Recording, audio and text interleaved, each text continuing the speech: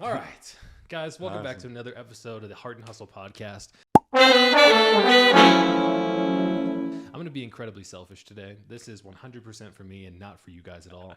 I've got Chase Campos in front of me. This kid is a financial educator. He is literally a grinder, and I'm so excited to, first of all, catch up with you because you and I haven't talked in so long. You know what I mean? So, Chase, bro, what's been going on since we talked last, man? Man, a whole bunch of things. So let's think back. I mean, the last time we really, hung out and kind of talked to each other was like 2019. Yeah. You know what I mean? So, I mean, just since then, back then I was working 2 jobs and everything. And 2020, when the pandemic hit and everything, that's kind of when I bet on myself and kind of stopped going to work for, the trucking company. And I used to work at Dre's and everything down here at the Strip. But since then, I moved to Virginia. I started the financial services business. When I was in Virginia, I did door-to-door sales. That was definitely an experience. And then working for an online trading company right now as well. So that's like the dream come true, the ultimate one right there. I mean, you've just been so financially sharp the entire time I've known you. And to think about that was 4 years ago. Mm-hmm. Like, it's crazy not how only, much you filled out, bro. Yeah. You're looking good, dog. Thanks, bro. But like you filled out in your life experience as well. Absolutely. So before we get into, the hustle, the drive, everything that you've been doing, give us a little bit of background. Where does I don't want to say this in a negative way, but where does the chip on your shoulder come from? And like why you're so driven to work at Dre's, to be working all the other jobs, to be working hours other people aren't willing to do. Where does all that come from? Yeah, man. I mean, it starts from being raised by a single mother, right? My dad was not in my life whatsoever, was on drugs, you know what I mean? The hard ones, in and out, stayed at my grandma's. Saw him once in a while, but like didn't have a father figure in my life whatsoever, you know what I mean? So I was raised by women. And like I said, I was raised by a single woman who, she had 3 kids, and I played football. My sister sang choir, and she, my brother played lacrosse, and she just made it happen, at the end of the day. But when I was 18, like right when I graduated, my mom said, this ain't the Hilton, there's no inheritance here. So you got to go get yours. Right. Damn. So, that's when I was just my first job was at Smith's, and I always wanted to make more money. Right. I think everybody wants to do that and, take the step up. But then I started to get into the restaurant industry and things like that. And that was fun. That was a good gig. And then when I turned 21, before 21, I actually started working with my mom at a trucking company, right? So that's kind of where the grind really started. Mm-hmm. First job, I had to wake up at 5 o'clock in the morning in B2. And I remember sitting there on the couch. I was still living at home, and I was like, dang. My mom told me, sometimes you got to do things you don't want to do. And then from that day forward, it was just like, well, better get my ass up and, go to work, be there on time, 5 o'clock turned to 4:30, 4:30 turned to 2, 2 turned to 1:30, right? So I was working at that trucking company, had to be at work at 1:30, not driving to work, had to be at work at 1:30. So I was, getting up at 1 o'clock, but that's where really that grind came from. And then obviously it was cool. I was making good money and everything, driving a forklift and whatnot. But then a friend of mine, he kind of got me a job at Dre's, and I was just like the hustler, like you said, working 2 jobs, was doing that. Sometimes I would work 1:30 to, like 12, 1 o'clock in the afternoon. I'd have a banquet at Dre's at 4 o'clock, work there till midnight, have to be at Estes back at 1:30. Damn. I would go literally sleep in in the parking lot, for 30 minutes and then start all over again. So, I mean, that's where the hustle really comes from. But the entire time that I was doing that, I've been day trading since 2016. Like, that's where I planted my flag. Mm-hmm. It was like one of those network marketing companies. I saw my friend, he posted a picture on Instagram, and he like made $300 in a day. And I was like, whatever you're doing, I want to do, because that was what I made 2 weeks at the restaurant I was working at. Yeah. So, I mean, just got connected with the right people. The rest is history. You plant your flag with something, and here I am today. It's kind of crazy. Dog, there's so much to break down there. I mean, the fact that you came from humble beginnings, right? Your mom establishes the mindset of sometimes we got to do what we don't want to do, right? 100%. For a lot of us, that is a really tough pill to swallow. And a lot of us aren't prepared to swallow that pill either. And so how do you kind of come across like moments of adversity where you realize like, shit, I'm about to be in this grind for a minute. And then how do you keep your mentality and your mindset in check so you can like show up every day as like your best self? I mean, you got to have a big why at the end of the day. You know, you got to know what you're doing it for. Mm-hmm. So like when I was, you know, hustling and grinding and doing the things I didn't want to do, it was all for the trading. You know what I mean? I understood quickly in that industry that you're not going to be Warren Buffett overnight, you know, putting $100 in an account, you know what I mean? Trying to trade that. Like the people who are making, you know, good amount of money day trading, it's not easy. Let's start there. But you have to have the leverage in your account. You know what I mean? We're talking like like a dream $100,000 account. You know what I mean? Then you're good. You can use proper risk management. You don't have to over leverage. You know what I mean? But that was always the goal. You know, whatever I can do to, you know, if I got to grind, work 2 jobs to, you know, fund that account, that was literally what I was going to do. But I guess that's, you know, where it started. And then, of course, wanting to give back to my mom. You know, I traveled a lot when I was early on when I graduated. I've been to 19 countries. And I just remember when I was in Greece sending her pictures, like that was the one place, Santorini, like she wanted to go. So just giving back. Like I said, my mom did a lot for us being, you know, a single mom. And, you know, I want to be able to, you know, be her retirement at the end of the day, you know, make a casita in the back of my house or something like that. So it definitely starts with, you know, why you're doing it at the end of the day, which is cliche at the end of the day. But it really is true. Like if you don't have something that you're waking up for every single day to grind after, then, you know what I mean? It's going to feel unfulfilling, and it's just going to be you going through the motions at the end of the day. You know what I mean? I mean, that's the biggest kind of, I want to call it like an extinction event that I see with so many people. It's like we do shit that other people tell us we should be doing, but we're not truly passionate about it.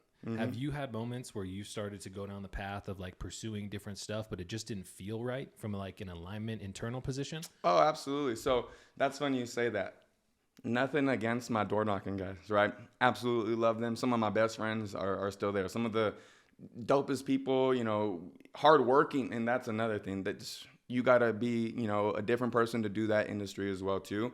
But that wasn't what I was supposed to be doing at all. I did that one summer, right? Yeah. When we talked about it, when you saw me in Virginia, but it just wasn't fulfilling. You know, I was, you know, selling bug spray at the end of the day, which people need it out in Virginia. Don't get me wrong. It is a super buggy spot. I mean, it's a forest in Virginia, but coming from, you know, Las Vegas, we're in a desert. You don't really see that many bugs, but that was just like, okay, like, you know, I'm selling a service, but I'm getting rid of people's bugs. You know what I mean? Like I could be serving so much deeper than just that, you know? So going there, I was feeling like, not that I took a step back, but it took a lot of time. Like I said, that's a grind where we were up at, you know, 9 o'clock. You had to be at the doors by like 9:30, and then you're knocking till 9 o'clock. Damn. Right? Yes. So, I mean, that's what I'm saying. It's a grind. And you're getting told no all day long, people answering the door, let me guess, bugs. You know what I mean? Like you're just getting punched in the chin constantly, you know, but so it's a lot of mental, and I mean, I'm grateful for it at the end of the day, like I said, but that's kind of what I felt like. And then of course, oh my gosh, the trucking company. Like when I started, it was because I needed a job, right? And then it was what my mom was doing, and it was cool. But I always knew that was not for me whatsoever. I saw and again, you know, I love those family, you know, that I had there and everything like that. But what really struck me was one of the workers, right? He had worked there like 30 years, and we all had like huddled around, and they gave him like a watch, right? Yeah.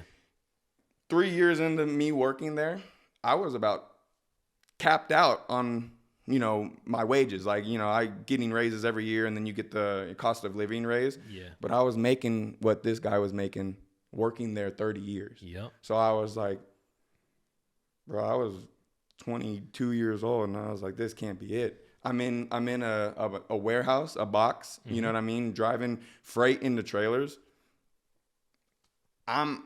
God didn't put me on this planet to just be confined like that. You know what I mean? So every single day, it's funny, podcasts in my ear on the forklifts, just like listening to, you know, things to get my mindset right, to keep me pushing, like knowing that I'm on the right path. But yeah, those two things probably the most that I was doing something that I knew was not what I was supposed to be doing at the end of the day. Yeah. I had a similar experience. I talk about this often. I call it the Dion experience. Mm-hmm. So 2013, I'm 23 years old. I'm working in the back of a warehouse, moving office furniture, tables and stuff like this, bro. Yep. And we had the same experience. Everybody comes together at the end of the day. Dion looks at me. We get one of our checks. And he's like, how much you make this time? I show him my check. He's like, oh, you're not making enough. But just hold on until next year, and they're going to give you that pay raise, that bump. And in my head, it was like somebody turned the fucking lights on in this place. I was like, I'm not going to be the 43-year-old dude who's talking to other 20-something-year-olds and telling them, just hold on a little bit longer. So, like, what was that experience kind of like for you mentally when you have that moment of realization? Because I feel like other people who are listening to the podcast or watching the podcast are going to be like, I found myself in a position like that before. So like, what was this experience like? Because I still remember being there, standing, looking at Dion to my right and wondering what's next. What was that like for you? I mean, just knowing that like you can do so much more than this. Not that it was, a bad place to be, because people are paying their bills, people are supporting their family with that.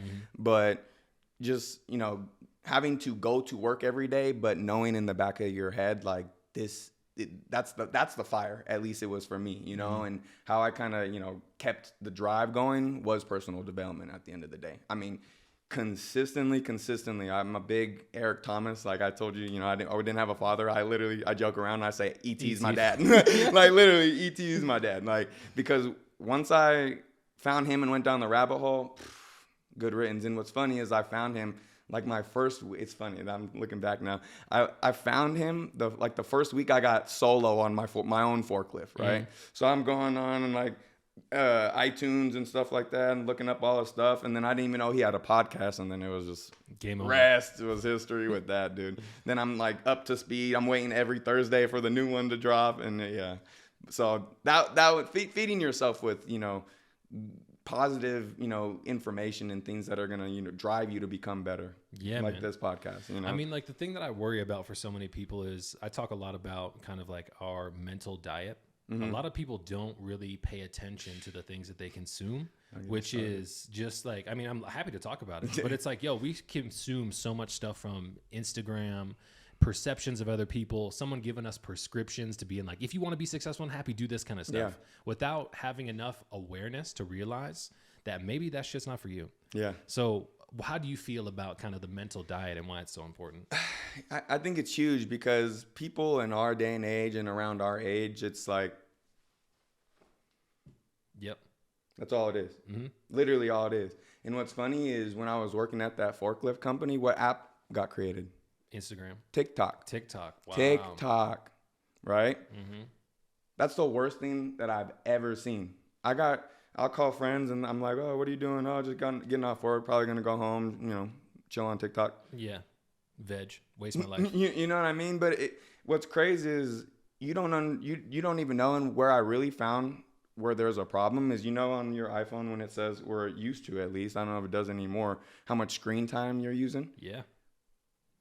People are on their phone, a part-time job. Yeah, you know what I mean? Like 9 hours literally a part-time job. And people think it's funny, and they don't like to step back and look at themselves in the mirror and be like, damn, like how much time am I spending on my phone? Whether it's listening to good things, whether you're looking up dinner recipes or whatever, you know what I mean? But we get consumed in that. And like you said, a lot of, whatever the algorithm is, but you get put a lot of things in front of you, and then the attention span of these videos, and it's just crazy. I think it's a really fine line of healthy and unhealthy, because it's fantastic for business and what we do, right? But at the end of the day, you have to be very selective with your time on it. And I think that's the part that people neglect and they don't like to look at. And it's like, oh, I don't have a problem. Like, it's not that bad. But it's like, people really do have a problem with that stuff at the end of the day. So, yeah, I mean, and for me and you, it's like we go on there and what do I see? Eric Thomas and Ed Milet and things like that we follow and we like. But other people, it's just literally nonsense. Yeah. Cat videos and people making, funny memes and stuff like that. And some of it negative, some of it mean. And, so you got to be really selective with the videos that you watch on there as well, too.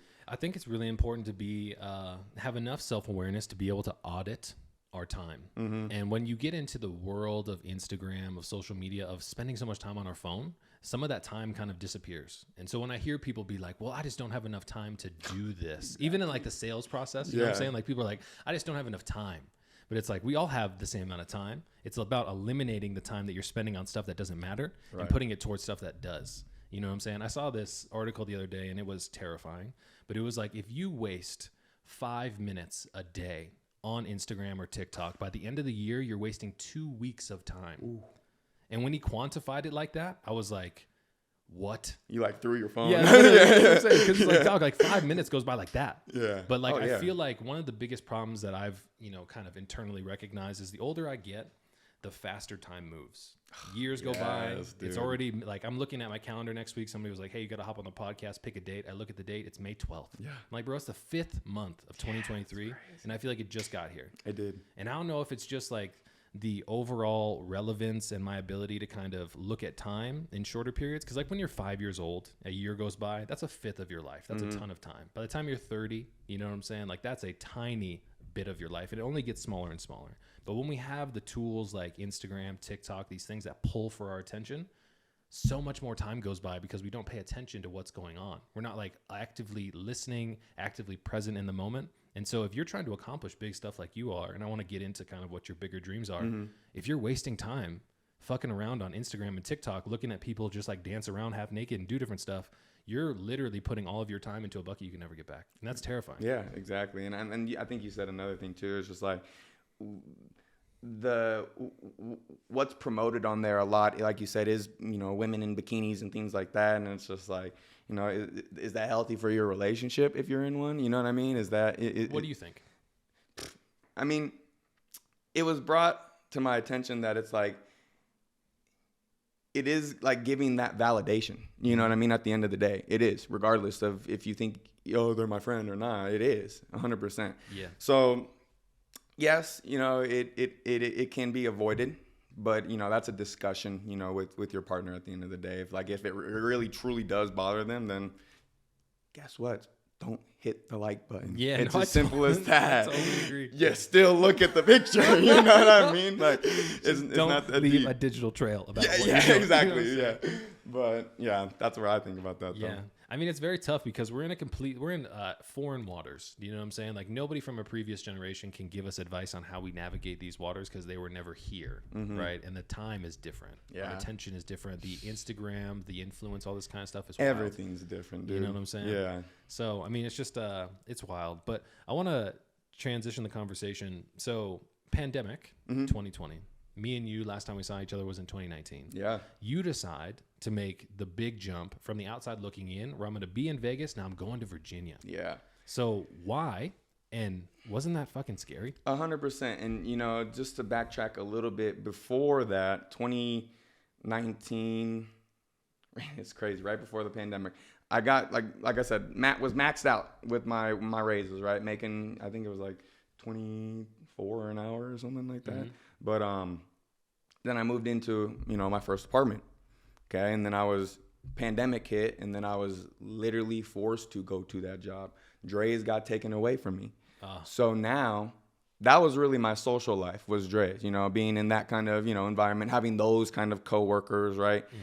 I'm working with, people who are like 50 years old at the warehouse and whatnot, but so I was forced to stay at that job. And that's really when it bugged the hell out of me. Like it was a burning desire to leave that no matter what.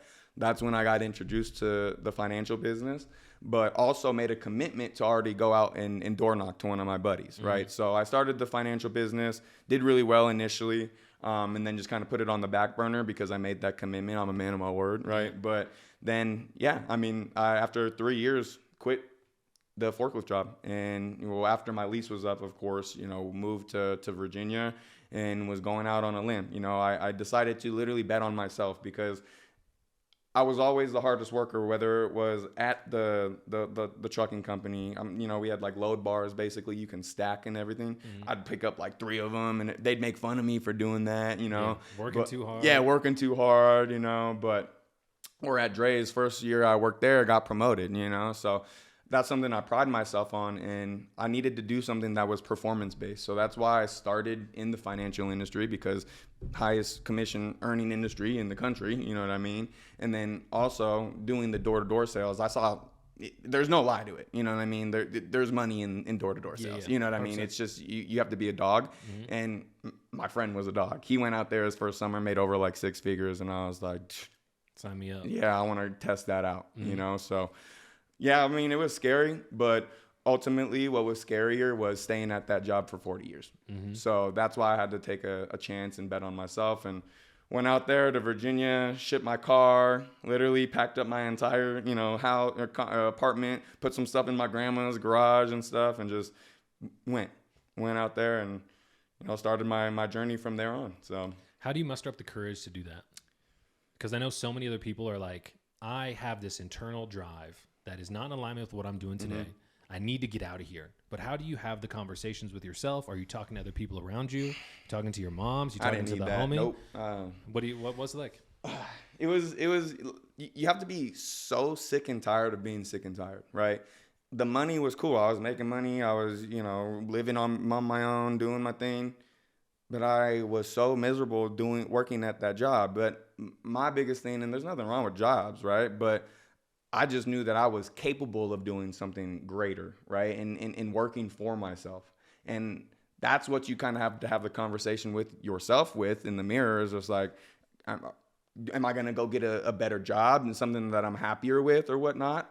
Or am I going to create the job for myself, you know? And that's what I ended up kind of deciding to do, because there's ways to make money at the end of the day. You don't need to work at the forklift. You don't need to go to the clubs and, you know, work at Dre's. Like, there's tons of ways to, you know, make money in the world. But like I said, you have to be tired of your situation. Like, I was there 3 years, waking up 1:30 in the morning. I was tired, mentally, physically, you know, emotionally, like just done, drained. I would try to hang out with friends on Friday, but I just worked from 1:30. You know what I mean? I'm still young at the time, so I'd go out, you know, drink, blah, blah, blah. And then, you know, I'm up for damn near 24 hours. And sometimes I would go to like UFC fights with friends. I'm falling asleep on the couch. Like, I wasn't present. I wasn't, you know, being a good friend, you know? So that's what I was tired with. And I think that's what people have to, you know, come to the conclusion is I'm just done doing this, and I'm willing to try other things. And that's another big thing, is you have to be willing to try those things, because like I said, they're out there. Yeah. I mean, that willingness in itself is something that I think a lot of people can get to, but often it's very tough to pull the trigger. You know what I'm saying? Like, I can't tell you, one of my favorite people, we talked about this before I hopped on, is Alex Ramosi. He was like, you can learn how to do anything proficiently in 20 hours of work. The problem is people wait years to start that first hour. You know what I'm saying? Oh, yeah, so good. And it's like, so good. So, you know, for everybody who's listening, it's like, how do you actually pull the trigger? Do you know what I'm saying? Like, it's one thing to talk about it and be sick of what you're doing, but like the moment of taking that leap across the barrier to this new experience, this new version of yourself, is incredibly scary. So how did you handle that? Confidence in myself. And that's ultimately what it's got to come down to. Is like, you could talk to whoever you want, like you say, your best friend, your mom, your dad, but if you don't have the confidence internally to know that I'm gonna make it happen, like I'm gonna pay for I still had bills, you know what I mean? Rent wasn't my only bill when I went to Virginia. Like, I still had to make money. But yeah, just understanding that, like, you can make it happen. Like, when your back's against the wall, that's kind of when you're the best version of yourself at the end of the day too. And it's scary to think about that, but that's the you know, double-edged sword, you know, that people kind of deal with. Well, I'm comfortable, but it's just like, I know I want to do this and I want to try. So you have to have the confidence, and I think that's comes from just working on yourself at the end of the day. Yeah. You know, I mean, but what we're talking about here is easy for someone who has done it, right? Who's been there, but people who haven't done it before, that shit's scary. Yeah. You know what I mean? And so the one thing I think about is like, the difference of being resourceful for other people and being resourceful for yourself. Mm-hmm. You know what I mean? An example is if you've ever been in a situation where you've got rent due, mm-hmm. you've got a bill to get paid, it's magical how quickly you can start becoming that dog inside you, go out, gather resources, and make sure that your electricity doesn't get cut off. Mm-hmm. But often people don't do that for their own dreams, their own passions, which is terrifying. And I think it kind of puts us in a place of a dichotomy of like, you know what you have to do, but why aren't you doing the work? You know what I'm saying? So like, what's Chase's perspective on the common man who's just not doing it? Like, do they need to get in a worse situation? Do they really need to hit rock bottom before they pull the trigger? Well, I guess that's what, people say is like, you need to hit rock bottom. But I mean, I don't know. Like I sound like a broken record, but you just have to make a decision, that, like I said, like you're over it. You're ready for something new, mm-hmm. and it can be scary, but what other options do you have at the end of the day? Yeah. Like, are you going to keep doing it or not? And it's that simple at the end of the day. Mm-hmm. Are you going to stay, unhealthy and, look in the mirror and be upset about yourself, or are you going to do something different about it? It's the same thing with our dreams and goals, right? They're right there for the taking, but you have to take that first step, even if it is scary. Like, you have to kind of quiet the noise in your head and just do it, which sounds, like you said, easier said than done. Mm-hmm. But when we're talking about reality, what do you have to do? Yeah. Just do it, right? Yeah. Like, let it go, let the job go, quit the job, put your 2 weeks in, figure it out. Obviously, have something else lined up, you know what I mean? Don't try to, like, pay for your electricity, Yeah. I mean, people, go to garage sales and do stuff like that. If that's what you got to do, that's what you got to do. Yeah. But I think not a lot of people have the drive or even think outside the box like that until they hit rock bottom. Yeah, I totally agree. Yeah.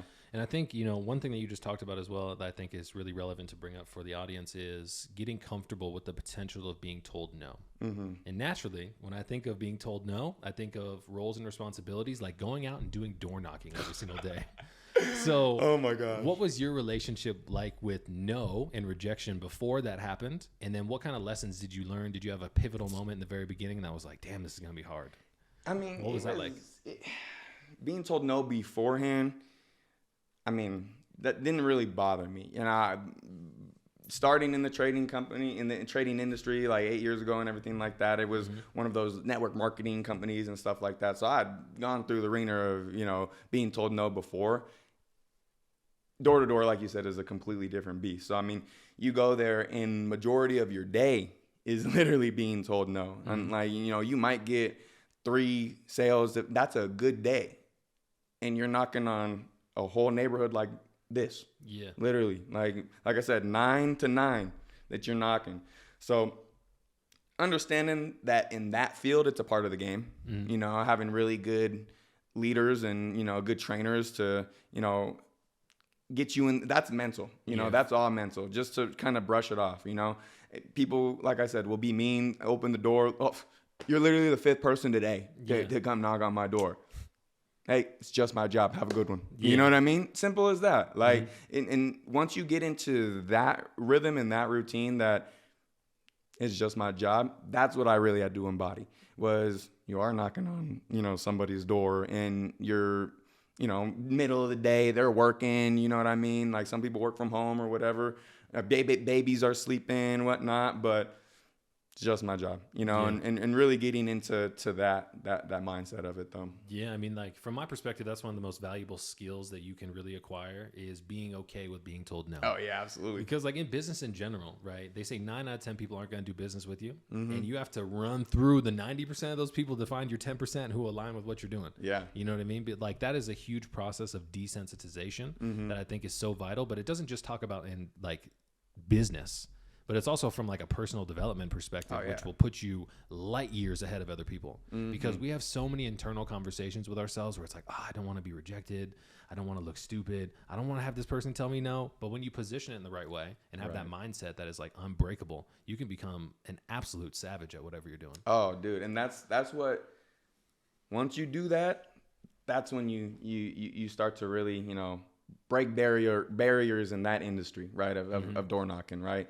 Just, somebody being told, no. Well, I mean, everyone's going to tell you no to a door knocker, and a solicitor the first go around. But, being able to really roll that and pinpoint, do they have an interest? Do they have a need? Do they, have bugs or, solar or, whatever it may be. But, really rolling those initial ones and, just keeping going through your process at the end of the day. Yeah. I mean, it opens up new doors and new versions of ourselves, which I think is really important to recognize. So from 2019 to the point where we're doing the door-to-door stuff, what do you think was the biggest character trait that kind of transformed in you, or you developed or had new doors open inside you that you didn't know? Was it your willingness to kind of face adversity, nose to nose, moving to a new state, surrounding yourself with new people, new opportunities? Like, what was your biggest maturation process now that you look back at the time? I think all of the above, but the biggest thing I took from that was realizing that I could make it happen.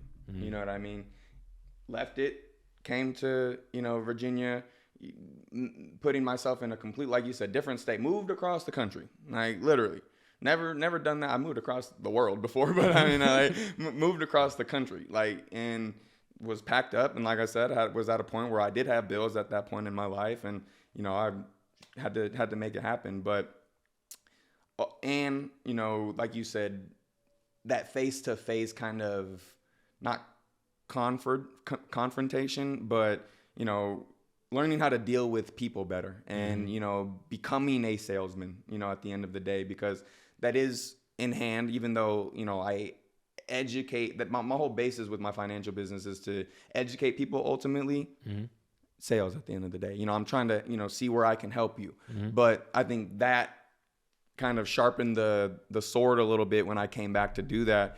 But yeah, I mean, when from that time, 19, to the door knocking, trusting in myself and knowing that, oh yeah, I can do this. And, you do have that dog inside you to, make it happen with, your bills, whatever, to continue to grow on that as well too. And I think that was the most beneficial thing, because, here we are talking today, and, all the things we'll, get into, but, I haven't had to look back. Yeah. And that's been the biggest thing, was, really believing in myself. Yeah. I mean, realizing that you can go toe to toe with anybody when yourself is in the fight, and you're fighting along with me and myself and I is, really impressive. Yeah. You know what I'm saying? And that's a big, I would say, kind of transition that a lot of people need to make, is realizing that you don't need the world of support around you. If you're willing to spend the time, put in the effort, and learn by doing, which is something that I hear consistently in the things you're talking about, then you can really level up. You know what I'm saying? Nothing can really stop you. Yeah. I just love, your mentality, because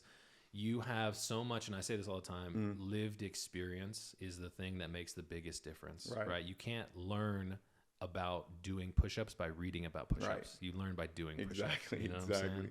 So what I want to do is transition the conversation, now that we have a good understanding of your background, your lived experience, into something that you've been passionate about since the jump when I met you: financial literacy. What is going on in the world of finance, and what are you teaching people today? Because the one thing I recognize is they didn't teach us shit about finances when we came up in school. No one taught you how to balance a checkbook. No one taught you about investment strategy. Yeah. Nobody told you about anything like that. So what is your kick on finance, and why do you realize it's so important? Because it's everything. So that's exactly what I do, is I teach people the things that we should have learned when we were in high school, right?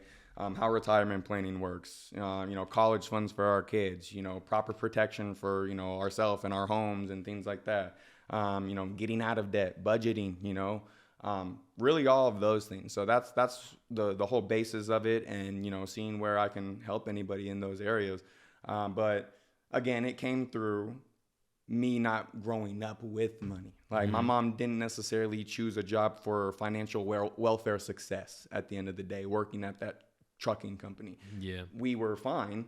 I had things, new cleats, like I said, played football, gloves, whatever, but I didn't have the extra stuff. You know what I mean? So knowing a little bit, like, I'm grateful for my mom, and, I do look up to my mom in certain ways as the person she is inside and out. But the route with, the finances, I just, I wanted to do something a little bit more with that, and that's kind of what got me into it ultimately. And then, like I said, in the beginning I got into trading before I even got into, financial services and doing things like that for people. So I knew the importance of making your money work for you, early on.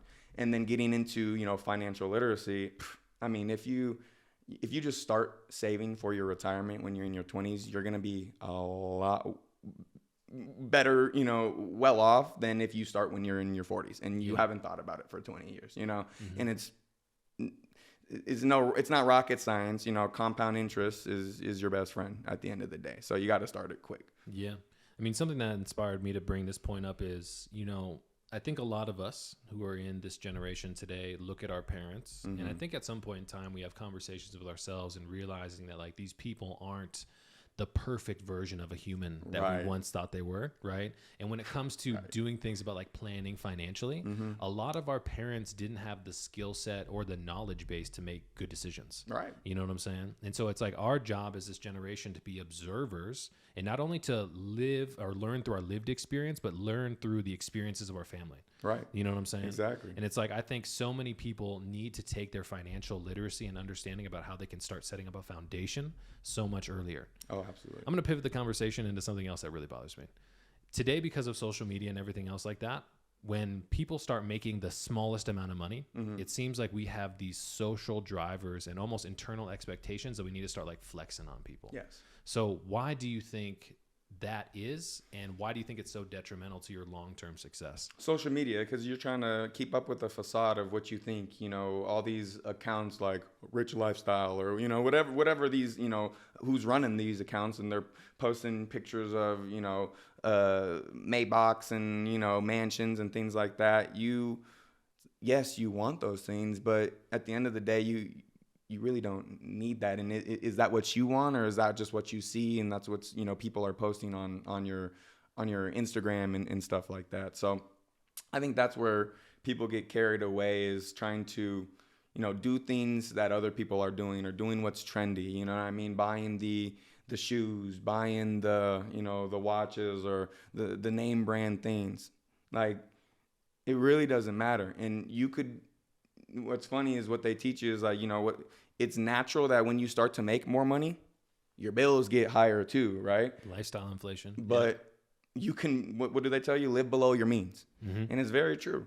I mean, you could pay your bills and, drive the car that you want and travel and invest and still not need any of those extra, things that people think are important at the end of the day. And I think that's the thing, is just like, there's a heavy importance on that stuff right now in today's day and age, unfortunately, even though the stuff's nice. You drive a nice car, you know what I mean? Like, that's my dream car, the Model X and everything like that. But it's like, in due time, I don't need to, put myself underwater to, make it look like I'm making more money than I really am, because who am I helping at the end of the day? My friends being like, oh, I got a cool car. And it's like, but, I'm check to check every month. Like, so, that's where it is. I think it all just comes from, social media and people's friends and music and, things like that. Yeah. I mean, so many influences kind of goes back to that mental diet, right? Making sure that we pay attention to the things that we're consuming and we're not turning into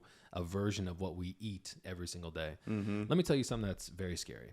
Okay. And this is my personal experience. For the early years in my entrepreneurial journey, I always thought that the item, the car, as an example, was going to be the moment where I was like, I did it.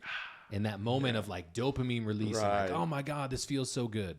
But let me tell you what, when you do get those things, they don't feel as good as you think. Yeah. And I had a conversation with Dante, my best friend, about this. I was like, bro, got the car. Let me tell you what was scary. It showed up and I didn't feel any different. And so it's like, everybody who's out there kind of chasing the material, the bag, the wallet, the watch, the whip, the whatever, you can get it, but odds are it is not going to fill that hole inside you. And that is a scary feeling, I swear to God. Because, I think about you, like, you talk about financial education, you talk about financial literacy all the time. And when you pulled up today, I was like, dude, this kid's still whipping the Mustang. Same stain, baby. You know what I'm saying? I was like, oh Same my God, stain. this guy is living what he teaches. Bro. You know what I'm saying? So it's like, have you had an experience where you put that goalpost in front of you to go get an item, go get something, do something, and experience, you got it, and then all of a sudden it was like, shit, maybe this was a mistake? When I was working at the trucking company, moving out, probably, you know, I wanted my own place so I can bring girls back, blah, blah, blah, whatever.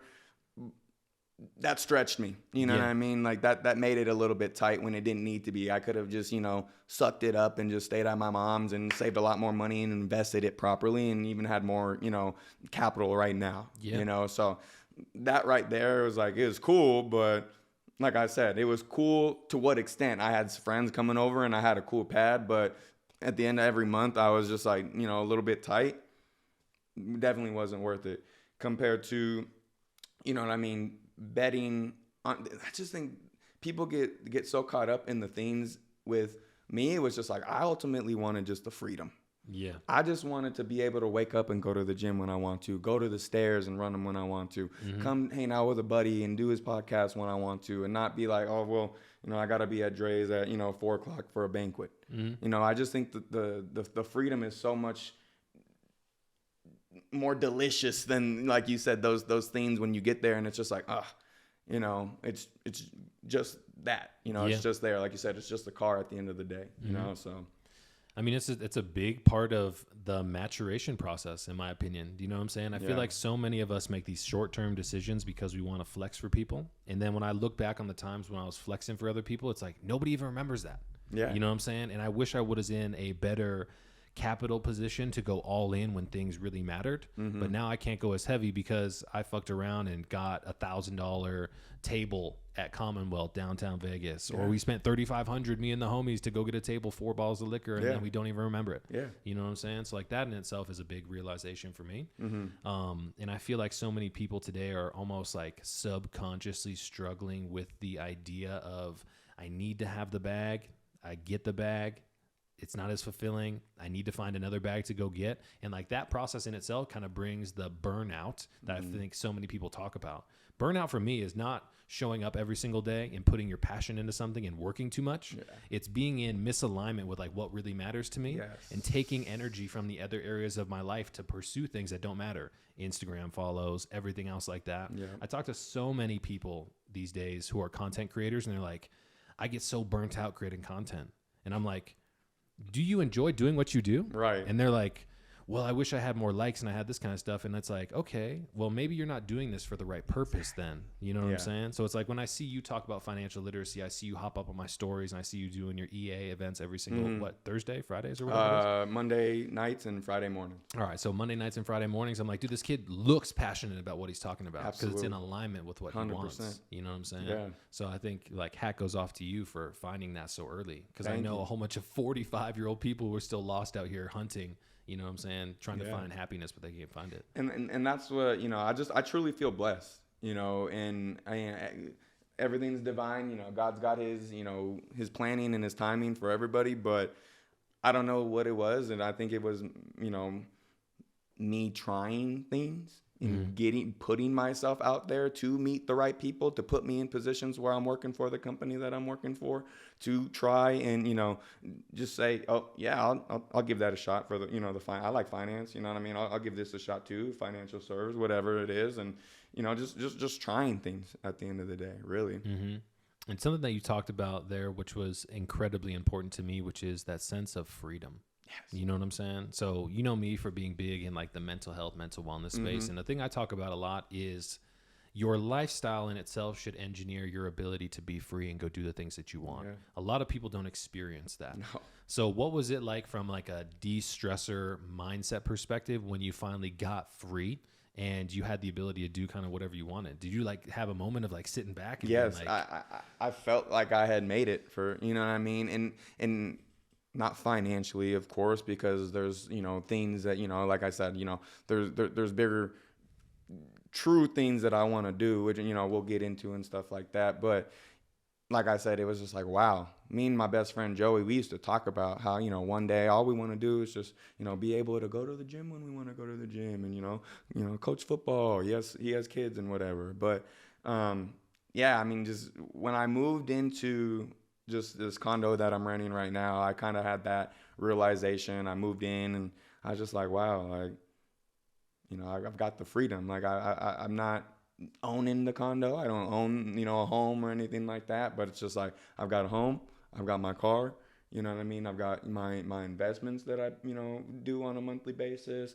I've got, the time freedom. And that is the biggest thing for me ultimately. Like we talked about, being able to really truly do the things that I want to do. And obviously, making sure that you're in a field where you can still make money, because money is not everything, but it definitely is important. Damn close. You know what I mean? It's damn close, right? Yeah. So, but yeah, I mean that just this year, really, honestly, I moved in there February. Mm-hmm. So I mean, I lived with like roommates before when I got back from Virginia, but that was kind of just like a wow. And even my best friend, he's runs Circa and everything like that, but just looking back to our conversation and being like, and he even told me, he's like, you got to step back and really realize what you've done, because you are living like what we talked about, know, and that just even lit the fire even more, just to, double down on,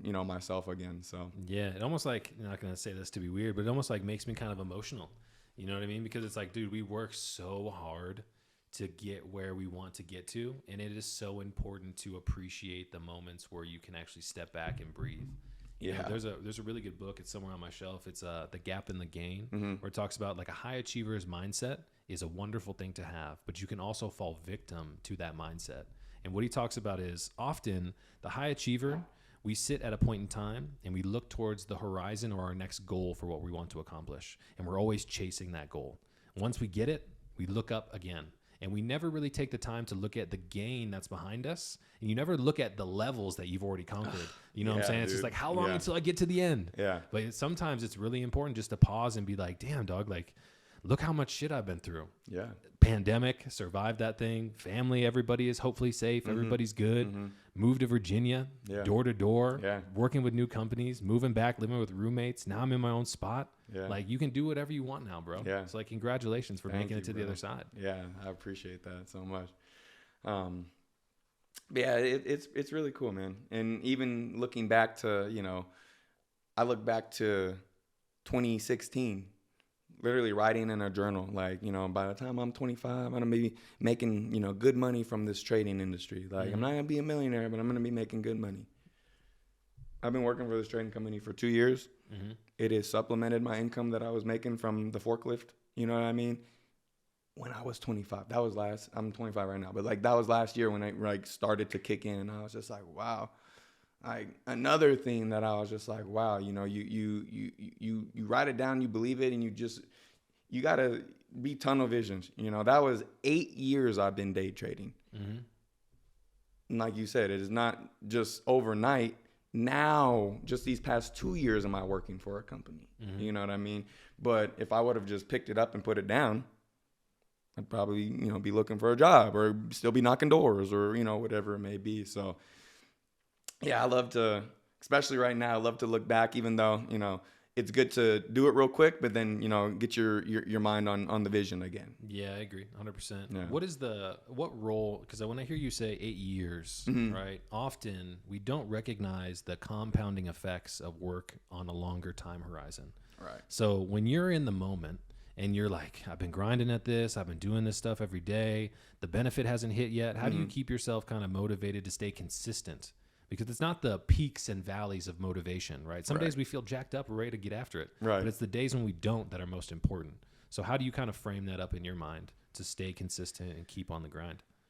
Finding something that you really like, is important, because I always saw, the financial industry and specifically like trading when I got into it at an early age, being 18, I was just like, wow, anybody can, become a doctor.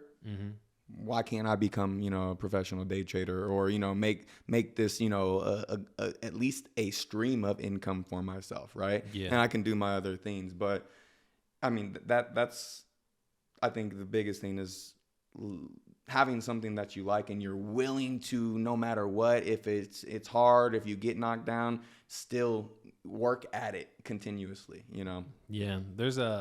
I saw this thing on Instagram and I've reposted on LinkedIn. It's like the difference between being at the same place at the end of the year and being 37 times better than where you sit today is putting in 1% effort to improve each day. Yeah. And like, it's not easy to see that 1% compounding, but when you put it over a long enough time horizon, like you got big results. You know what I'm saying? Exactly. Which is wild. Which is so crazy. It's like, I think today in our society, we get so pumped up for the instantaneous gratification. It's like microwave success, baby. Microwave success. That's the first time I've heard that. What does that mean? Yeah. So that just means, you're looking for, you push the button 30 seconds and it's done. It's warmed up. You're ready to eat. People want, like you just said, instant gratification, but that's not life. Mm-hmm. People don't, just walk in and get college degrees in, a semester. You have to go through the ringer. You got to do what's asked of. And I think that's for everything. You had to do what was asked of to get to this point, whether it was the research, the information, the networking, right? Same thing with me. I had to put in the groundwork to blow trading accounts, lose my money, understand that hurt. I didn't like that. So maybe I should practice proper risk management, you know what I mean? Go at it a little bit differently. But yeah, I mean, I think that microwave success is a big problem that people look for. Everybody's looking for that pill to shed the weight, or, everybody's looking for that course to make you the money. And you know what I mean? And, 90 days, you're going to make $5,000 to $6,000 to $7,000 a month. And it's like, oh, cool. If it was just that easy, you know what I mean? Yeah, like everybody would literally do it. So, I mean, that's a big thing in our society these days too. Mm-hmm.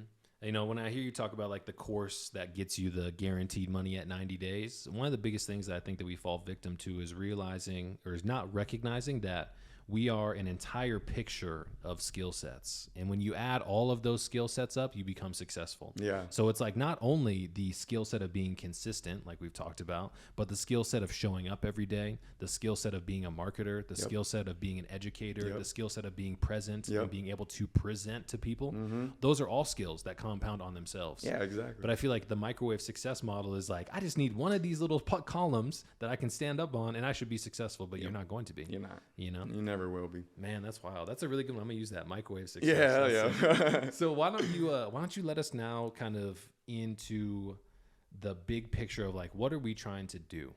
Financial education is huge, but what does it mean? What is the plan? What is Chase Campos chasing?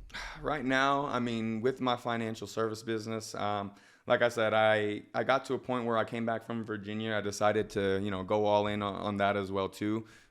Still working for the trading company as well though too. But then that's when I was a field trainer. You were actually one of my first training appointments where I couldn't even run it, right? You had my trainer run it, and I was literally watching him and seeing to educate people and ask the questions and things like that. So I got back, and, from April to 2022 to I think it was November, I had put a lot of work in, and I got promoted to my marketing director promotion, which basically what that means is I can, now kind of broker off and, create a team for myself, right? So my big vision is to find more Chases, right? Mm-hmm. I want to actually create a financial business of advisors and people who are willing to go out there and have the conversations and educate people about what we should have learned in high school. So big vision, like I say myself, like my mantra when I'm running and everything, like I want to have, 100 licensed agents in my firm and really do something impactful in that industry. And then ultimately just, continue the course with, my, within the trading industry. And, I work for, a really cool company, Economy, which is a software company and educational platform where, we educate people on, the different, financial markets, whether it be foreign exchange, cryptocurrency, stock options, indices, things like that. And then we have products, but, being an asset is however I can to that company and making it, grow to the next level. So that's my big thing. And then passion goals, what I really want to do. I'm a football coach, youth football coach. So one thing I wanted to put together, and I'm trying to get some things in order for this summer, is to create a summer football camp, whether it be like 2 weeks or whatever. That's just something that I feel like is another one of my superpowers, is, you know, dealing with kids around that like 5 to 10-year-old range, and kind of, you know, being a little, you know, showing them, you know, discipline, and showing them, hey, you know, football is not just, you know, hopscotch and things like that. Like there's little things that go into it, and if you really want to, you know, take this to the next level, then, you know, you got to learn the ins and outs of the game. But yeah, with that, and then, you know, like I said, traveling has changed my life. I've been to 19 countries. When I was in high school, at the school I was at, they did like a Europe trip.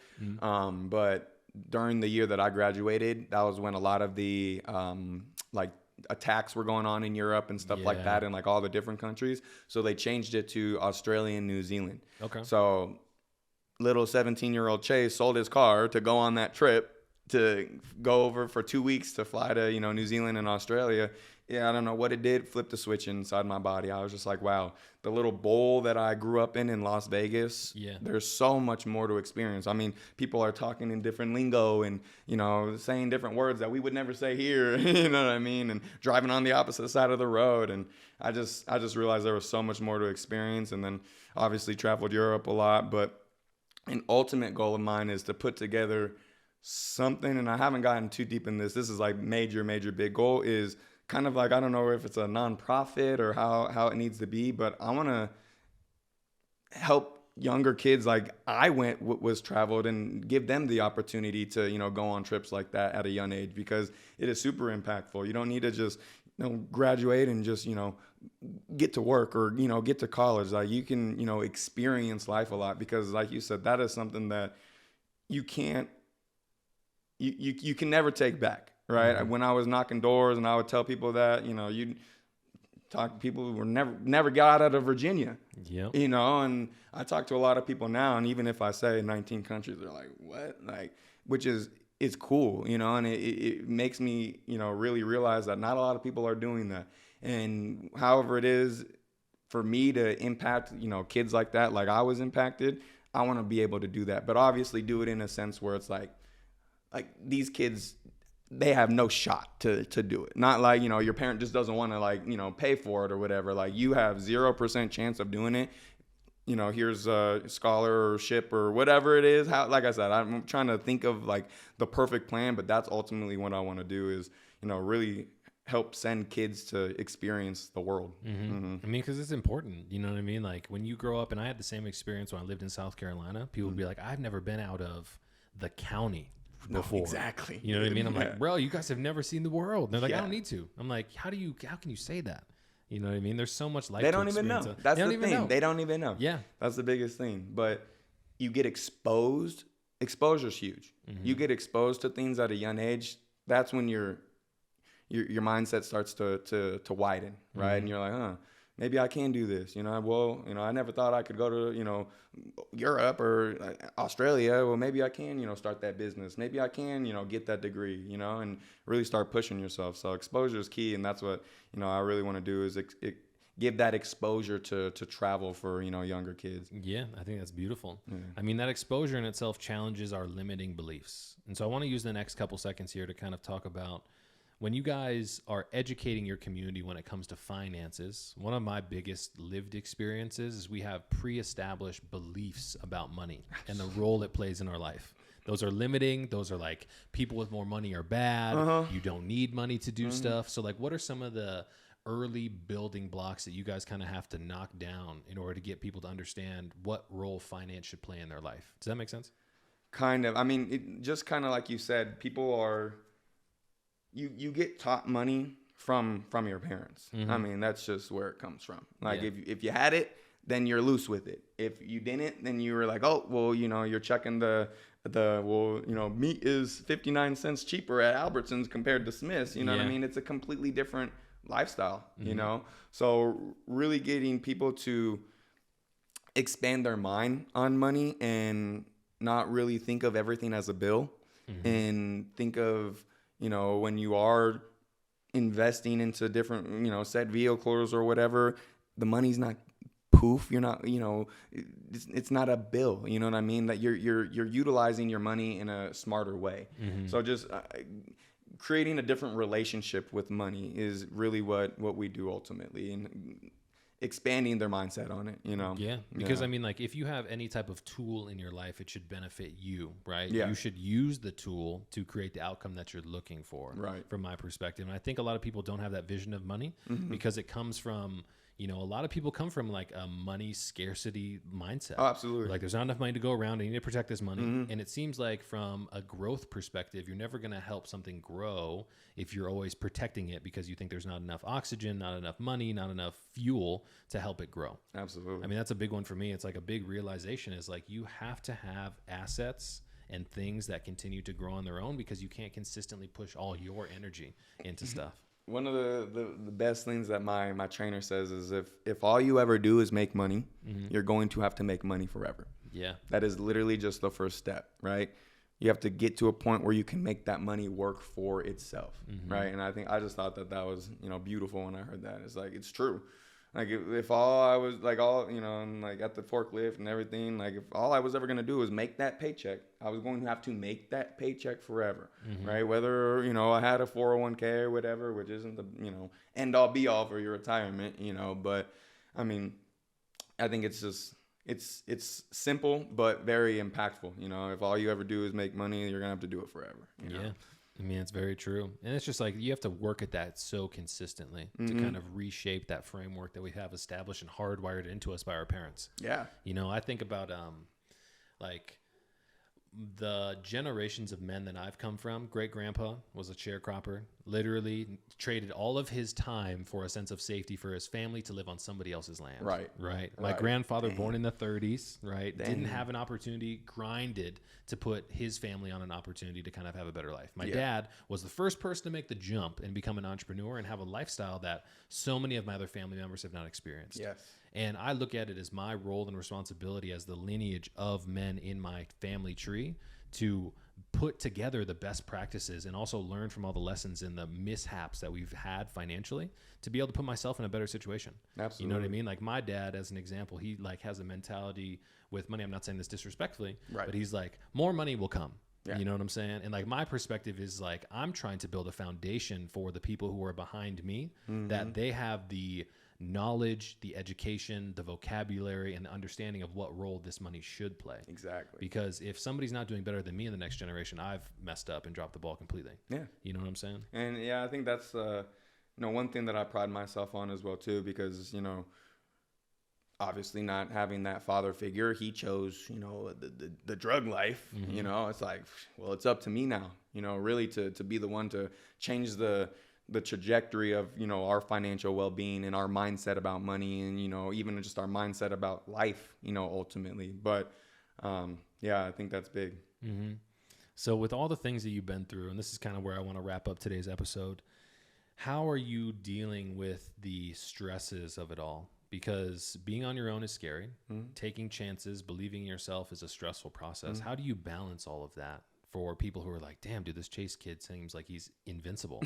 Well, like, how do you kind of balance like the elements of stress and all the kind of self-imposed like limits that we put on ourselves? I get hit in the chin, you know what I mean? Just like everybody else, but it's your habits at the end of the day, and what you're doing I think you said it before, on a daily basis, right? Like, I'm big on meditation, right? And being present. I'm big on journaling, right? And being grateful for the life that I have, for, waking up and, God giving me the chance to even go after my dreams and goals another day.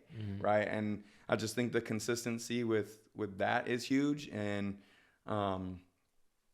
just taking it day by day, and just, I think feeding yourself, with those healthy habits, going to the gym, feeling, you're never going to have a workout that, you leave a workout that you're like, oh, that was, I feel terrible. Like, nah, you're going to feel great. You're going to feel like you did something. You're going to walk out of there. Like, maybe it wasn't, you're not as sore as you wanted to be, but like you were in there burning calories. You're doing something to better yourself. And I think you said it again too, is doing something that's like that 1% better every day. But yeah, you gotta, whether it's whatever faith you have, a God, Buddha, universe, whatever, you gotta believe in something bigger than yourself ultimately, and practice that. Yeah. Well, I think that's an awesome place for us to kind of pause and wrap up. I definitely want to have you back on the show. But I just want to thank, Absolutely, thanks, Doug. I really appreciate you, man. Seriously.